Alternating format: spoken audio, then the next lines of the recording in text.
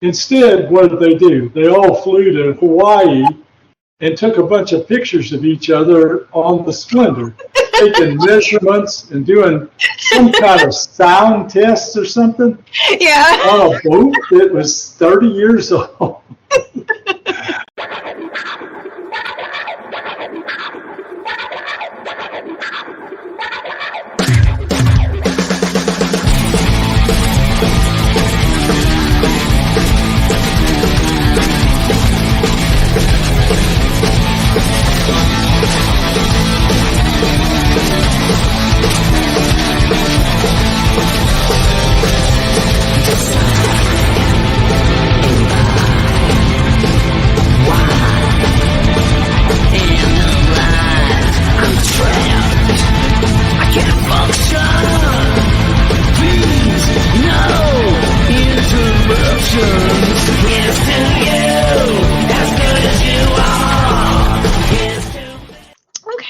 So thank you everybody for joining us. I am very delighted to have with me today Sam Perroni, the author of the book Brainstorm, an investigation into the mysterious death of Natalie Wood.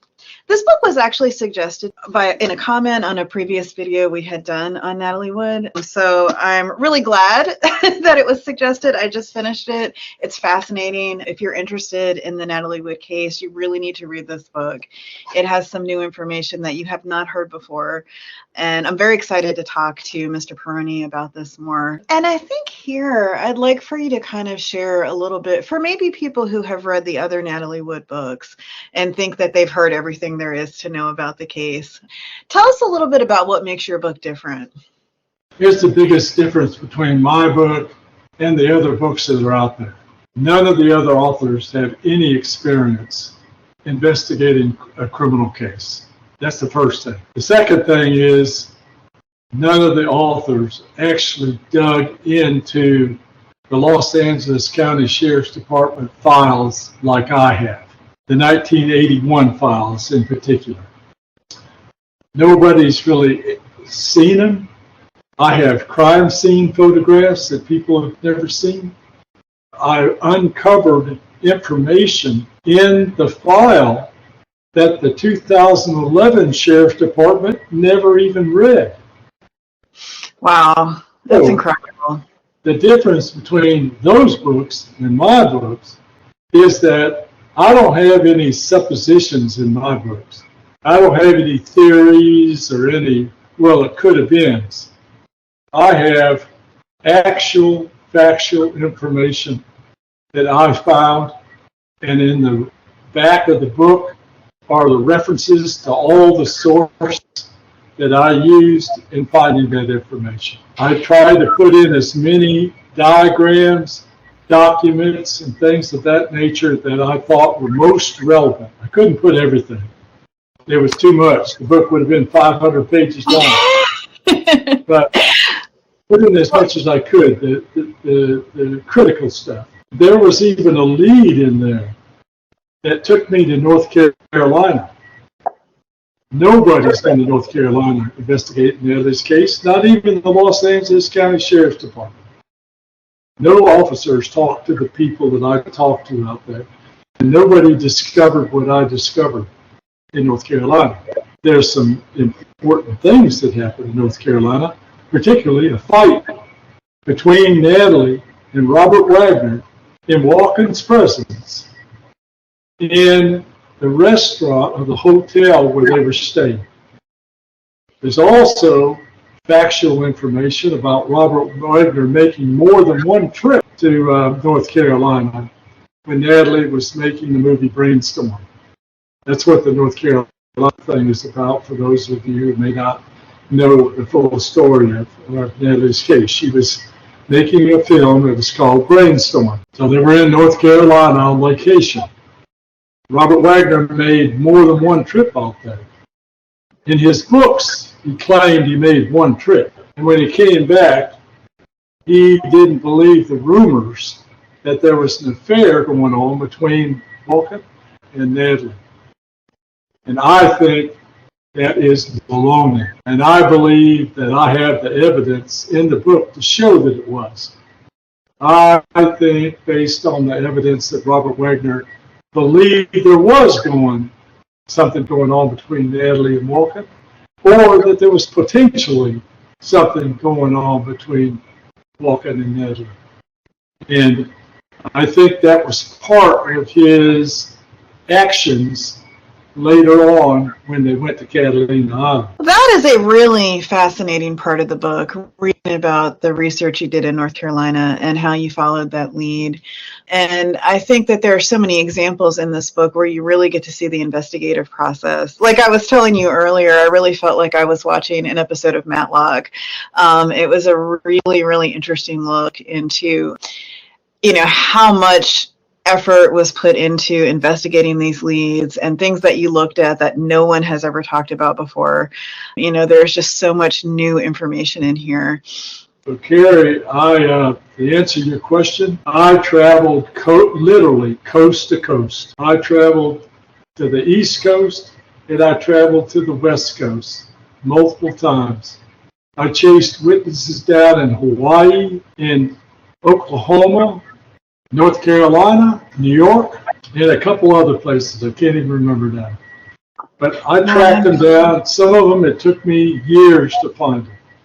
And I kept on until I found them. Some of the witnesses were deceased, and some of them wouldn't talk to me. But that's what I did, and that's what you have to do if you're going to investigate a case, if you're really going to investigate. And this book really does investigate. It covers so many details that I've never heard talked about before. I also thought that your lawsuit against the LAPD was a very interesting story. Tell us a little bit about what prompted that lawsuit and what the outcome was.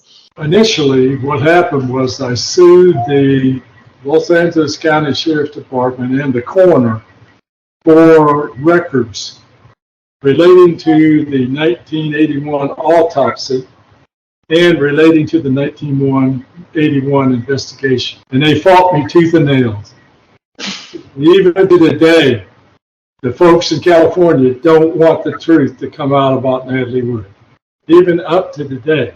So they fought me tooth and nail, and finally the judge, as he should have, ordered them to produce certain documents. I obtained over 300 pages of investigative materials, including crime scene photographs. Those photographs had never been seen by anyone except for the Los Angeles County Sheriff's Department and me. Suzanne Finstad did apparently look at a couple, 2 or 3 of them, but since she wasn't a criminal defense attorney or a criminal prosecutor, she really didn't know what she was looking at.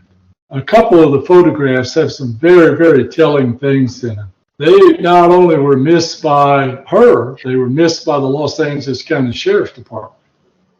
By the way, I want to say something right now at this point when you held up my book. Most unfortunately, the publisher of my book sent out hardback copies without my color photographs. Oh.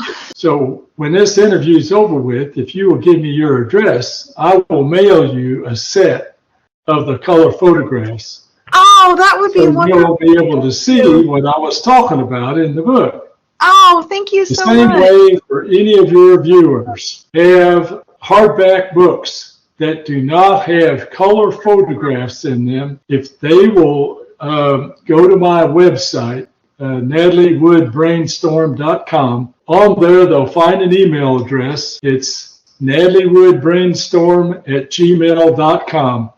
If they will send me an email, I will send them free of charge a set of those color photographs that they should have gotten when they purchased the book. Oh, wonderful. Yes, thank you. If they buy a paperback, which they can do on my website, the paperbacks have the color photographs in them. And you mentioned Suzanne Finstad, and so I think one thing that might be interesting for people who haven't read your book yet to know is that in Suzanne Finstad's book, she pretty much chalks up what happened with this case and why it didn't get pursued further to a general sense of incompetence with the police department, maybe Detective Rajour having been a little starstruck by Robert Wagner. But you are much more direct about what you think happened. Well, With all due respect to Suzanne Finstad, she's wrong. Those investigators were not incompetent. They had ulterior motives for not thoroughly investigating Natalie Wood's case in 2011. And in 1981, the fix was in, plain and simple. Nobody was incompetent. Detective Rasher had been a detective for 30-some years. He was close to retirement at the time. He had seen every kind of murder case known to man. He knew exactly what to do. He just didn't do it. And I think he didn't do it because his boss, the sheriff, Peter Pitches, told him not to do it. I think he said, Dwayne, I want you to go out to Catalina Island, interview a few folks, and shut this investigation down. And that's what Rasher did. Well, you make a very, very compelling case for the interconnectedness, the relationships between the sheriff, Robert Wagner. I was fascinated to see, for example, that picture of a young Robert Wagner with the acting sheriff at the time of Natalie's death. That's just information that I think a lot of people don't know. Yes. Oh, no, they were all connected. And so interesting. The connection was really fortified because Peter Pitches was basically fallen over, intoxicated with Frank Sinatra.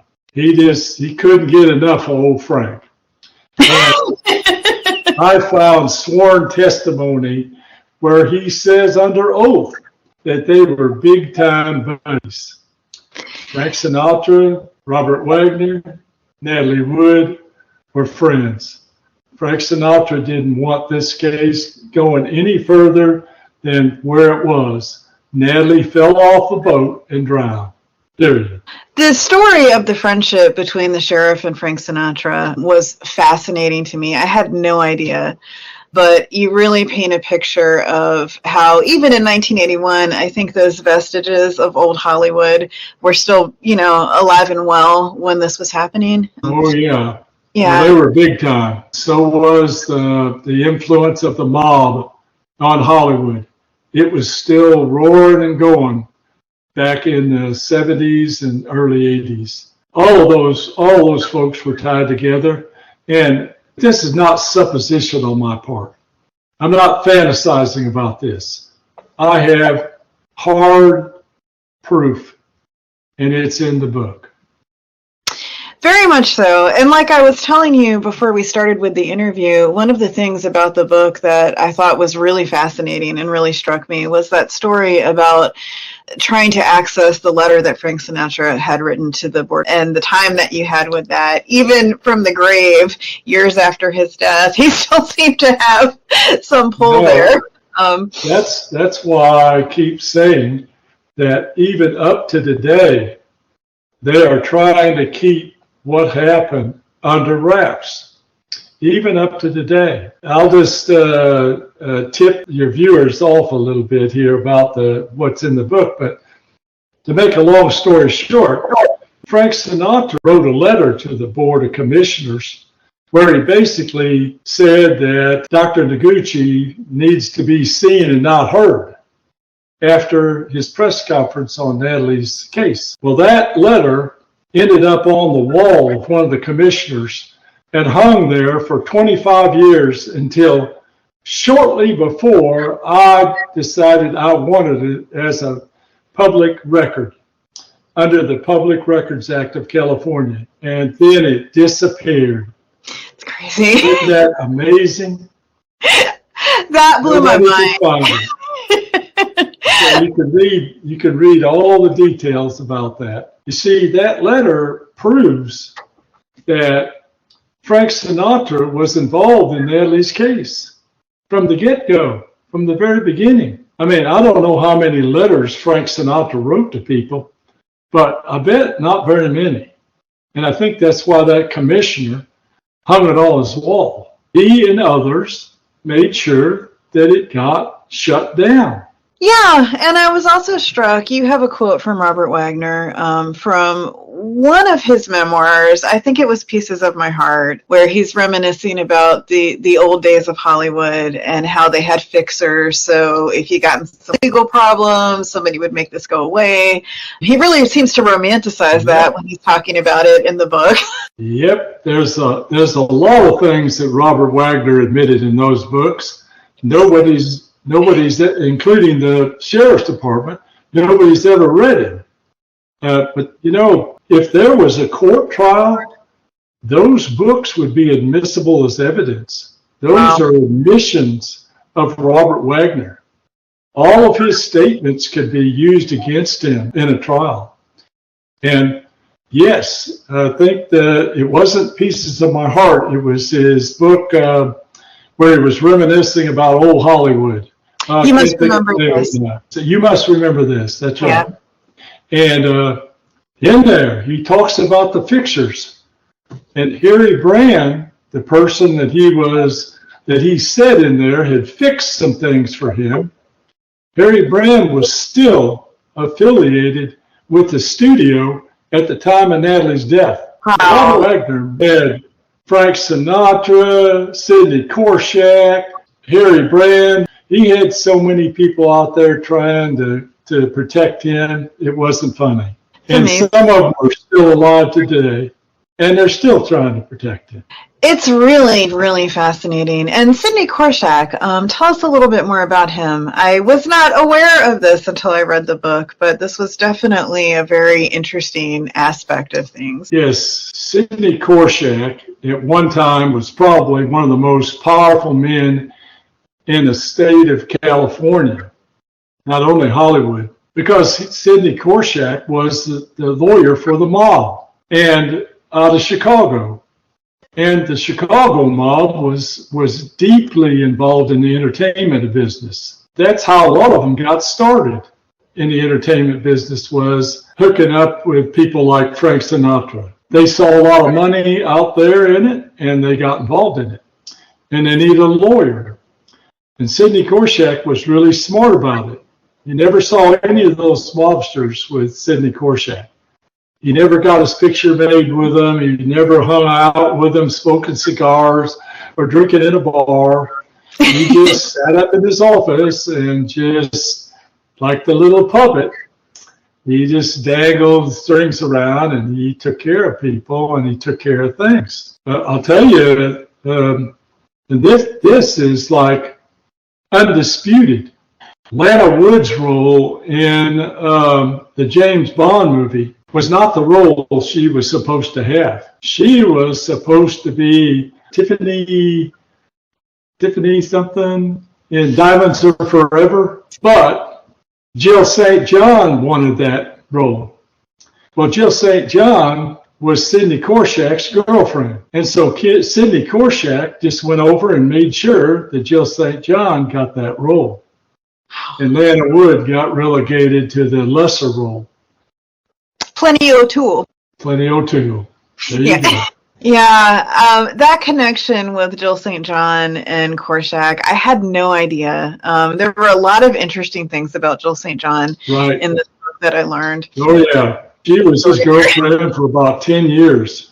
He even bought her a home in Colorado, in one of the ski resorts there. When she went on her, quote, sabbatical, I think it was for about 10 years, during that period of time, on and off, I think. Yeah, there was a lot of stuff I didn't know about her, and including, and I don't know how I missed this when I read Pieces of My Heart, but Robert Wagner spells out that speculations about Jill St. John were a problem in his marriage to Marion Marshall.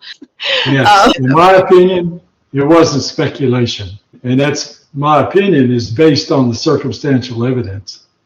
Yes. Well, it's spelled out there in his book, and then all you gotta do is follow the timeline. When it comes to Jill St. John and Robert Wagner, I think that you did a really good job of putting the timeline together there and showing people where some of the inconsistencies in their stories are.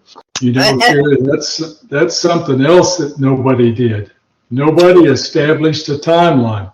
No, I've never. I'll give Suzanne Finstad credit for this, and I give her credit for it in my book. She was the first one to put together a short timeline of what happened Saturday night to show that there was a gap in time of about 2 hours between the time that Natalie, quote, disappeared and the time that Robert Wagner first made contact with the authorities. So I give her credit for that.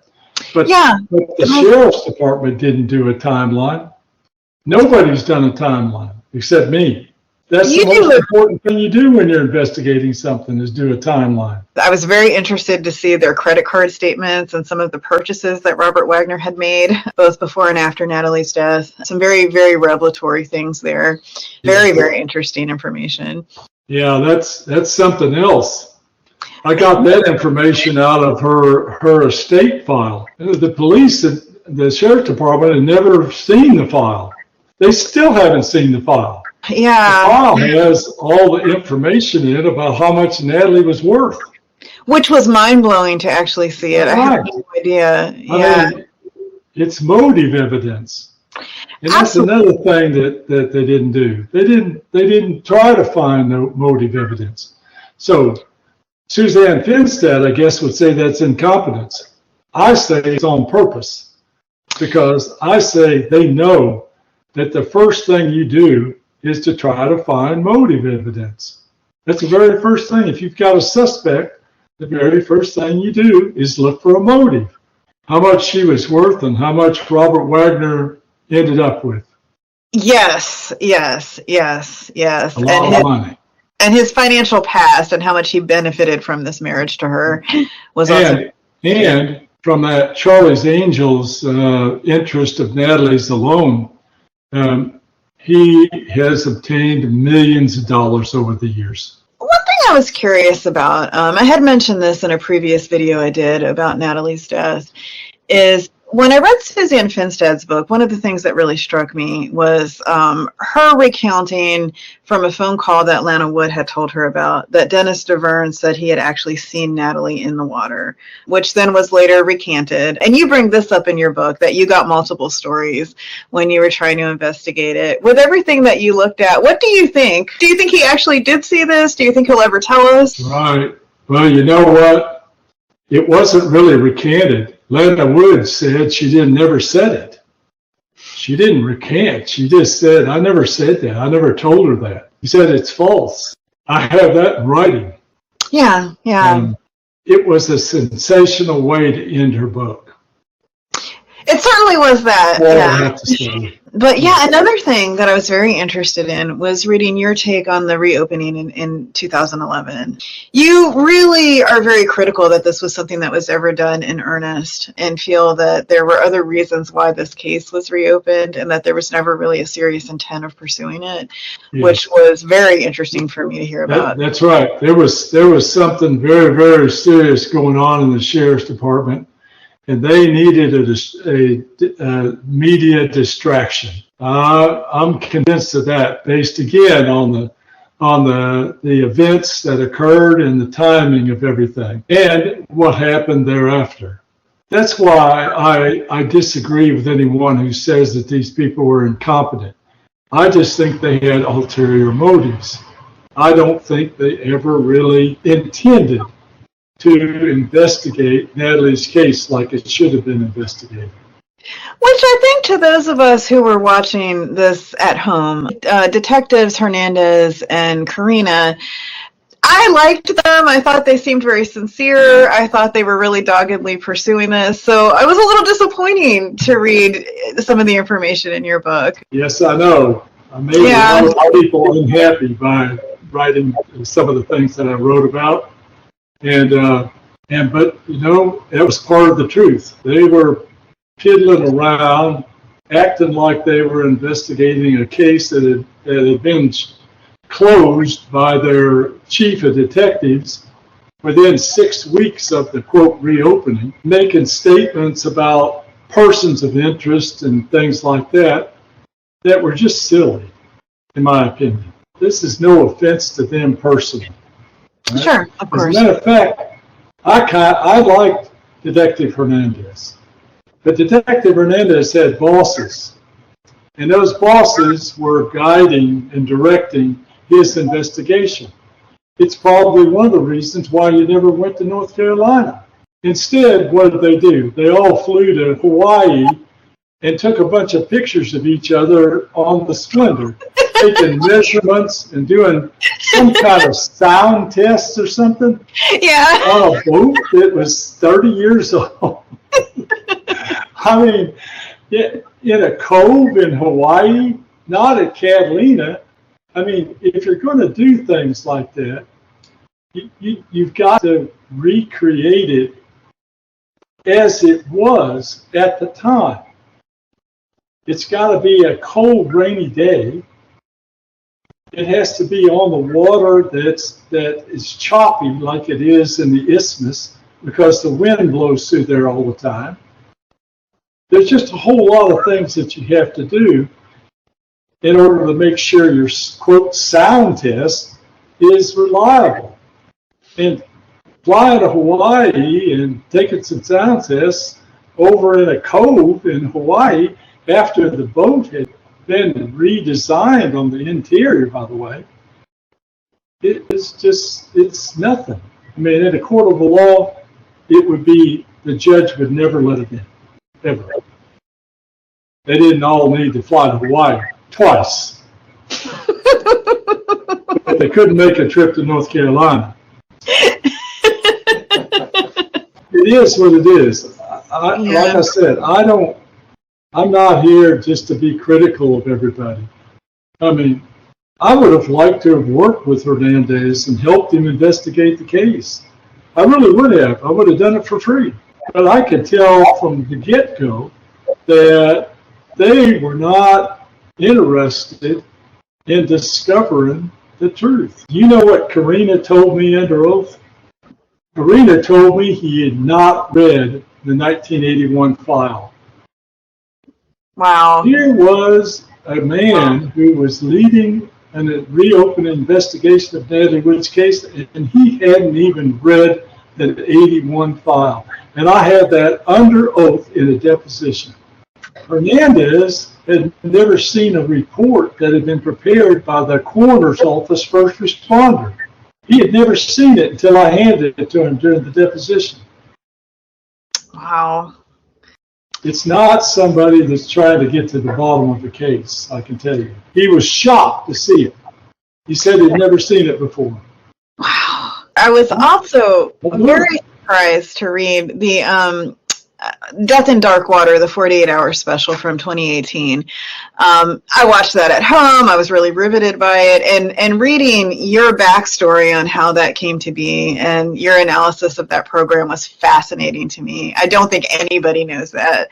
There were things that were said in that, Carrie, that are just so far off the mark, it's not even funny. But I listened to it about 2 or 3 times, and there was an interview with Mark Crowley where he said something that was absolutely critical to the case. He said that he didn't go to Catalina Island that weekend because Wagner and Walken were fighting all the time. Now, what does that mean? That means that there was serious tension between Wagner and Walken before they ever even got on that boat. Nobody's written about that. Nobody's told a story about that. And Christopher Walken has never talked about that. But that is what a man who was there at the time and who was asked to go to Catalina Island that weekend said about why he didn't go. So revelatory. They were fighting all the time, which corroborates what I'm telling you that I found in North Carolina. There was a fight out there in a restaurant. It was so serious that people reported that they had to actually hang on to somebody. I don't know if it was Wagner or if it was Walken or who it was. That was never in anybody's file, even though there was a lead in there that told them where to find it. Yeah, fascinating. That wasn't incompetence, Barry. That was intentional. Yeah. Well, you convinced me. I was also. You, man. Yeah. Well, let me tell you something. And I've said this before, and I'll say it for you. If I had the evidence that existed in 2011, and I was the prosecutor, I believe I could convict Robert Wagner of murder. If I was the prosecutor and I had the evidence that existed in 2011.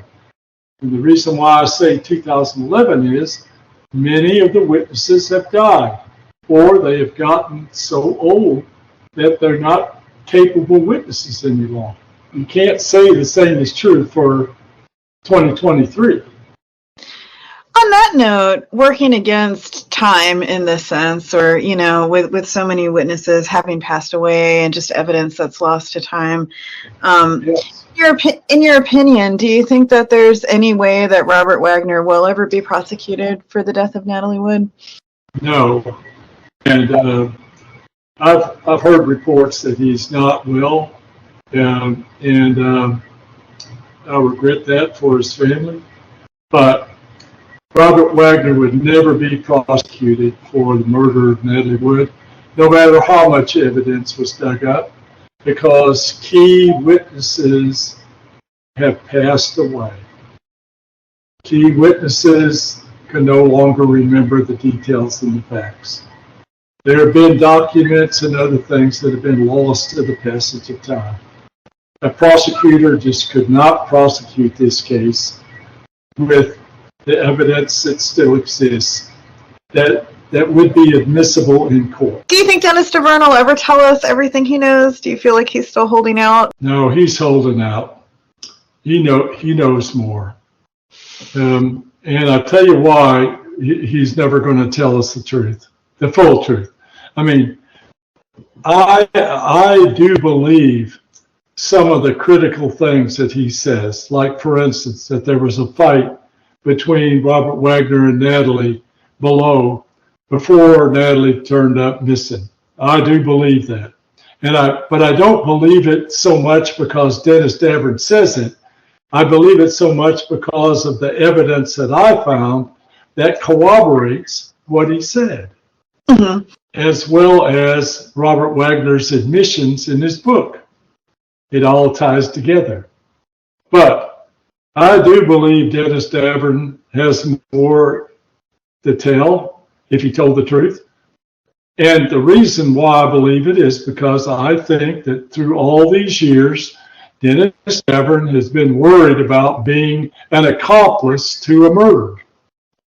And he has been afraid that somebody might try to prosecute him, or that he might have to actually confess that he stood by while his boss did away with Natalie. That may be the biggest reason why he'll never say anything. Well, thank you so much for joining us, and it's just been a pleasure to talk to you. I really loved this book. I really encourage anybody who's interested in the Natalie Wood case, even if you think you've read everything there is to read about this and there's no new information, I promise you there will be things in this book that blow your mind. It's a fascinating read, and I thank you so much, Sam, for joining us today and talking with us about it. It's been a pleasure. Thank you for giving us your time. Thank you, Carrie. I've had a very enjoyable evening, and I just appreciate your interest in me and the things you said about my book. Absolutely. Thank you.